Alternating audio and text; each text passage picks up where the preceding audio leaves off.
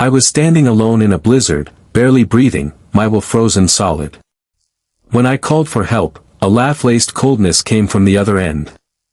"We're busy. Don't bother us." That same night, I cut everything off. Their cards, their luxuries, even my own earnings. Months later, when they showed up at my door in tears and said, "Save us," I said only one sentence. "I can't fix this for you." I was standing alone in a blizzard, and in that moment, it truly felt like it wasn't my breath that had frozen. It was my resolve. The wind was striking my face like a knife. My toes inside my shoes had gone numb, and the final blink of the battery icon on my phone screen felt like it was mocking me. I was standing beside my broken-down car on the edge of the highway. Nothing surrounded me. No light. No sound. Only snow falling from the sky as if delivering a verdict. After that first realization, everything moved in slow, painful clarity.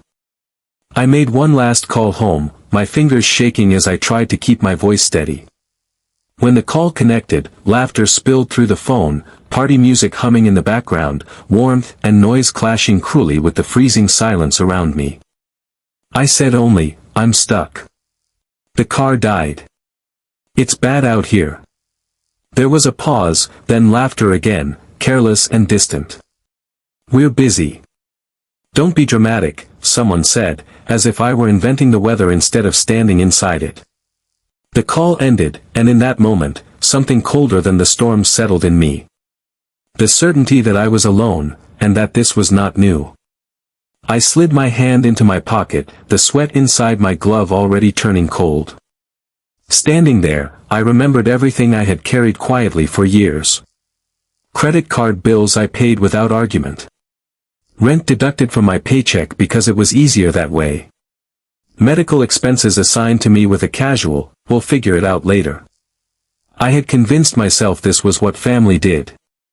That we lifted each other up. That sacrifice was proof of love. But on the side of that highway, buried in snow, the lie finally melted. Headlights appeared through the white haze. An old truck slowed and pulled over. The driver rolled down his window and asked just one thing. "You okay?" In those two words was more warmth than I had heard all night. He drove me to a nearby diner. The moment I stepped inside, the steam from the coffee and the warm scent of the floor nearly broke me.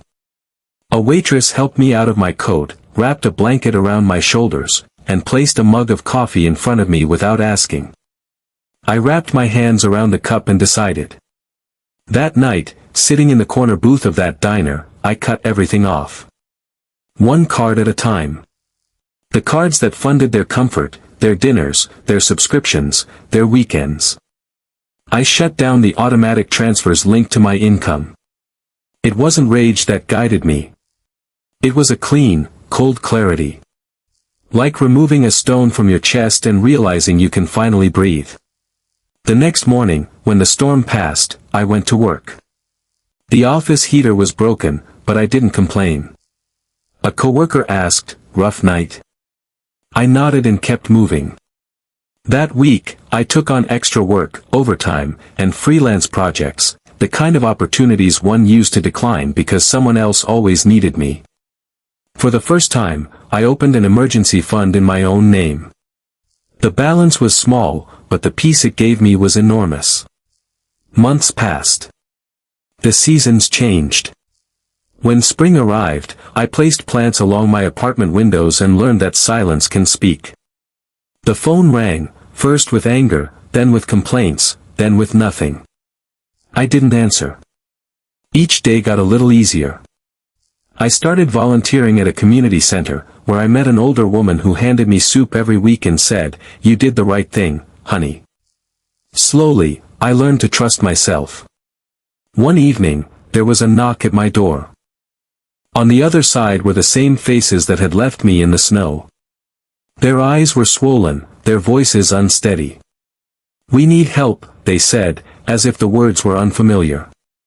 Behind them sat an empty car, the same one that used to be full because of my money. I held the door frame.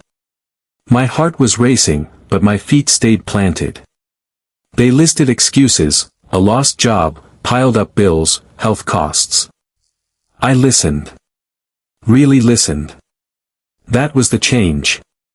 Before, I would have immediately become the solution. This time, I asked a question. What's your plan? Silence. Then I said gently, I can't fix this for you. It wasn't cruel. It was simply true. I gave them one thing, a list. Local resources, job centers, credit counseling, and community clinics. I said, I'll help you apply. I won't pay. They got angry, then exhausted. Finally, they nodded. Maybe for the first time, they saw me as an equal. After I closed the door, I sat on the couch and breathed. Outside, the evening sky was blue and the air was light. I made coffee, opened a window, and watered my plants. No miracle had occurred. Just a sequence of small decisions, simple boundaries, and one night when the snow stopped me long enough to show me the truth. A few weeks later, my phone rang. We got an interview, they said. Their voice carried both shame and hope. I replied, good. You've got this. And ended the call. I opened my calendar and wrote a small note. Emergency fund, 6 months. I smiled. I had saved myself. And that changed everything.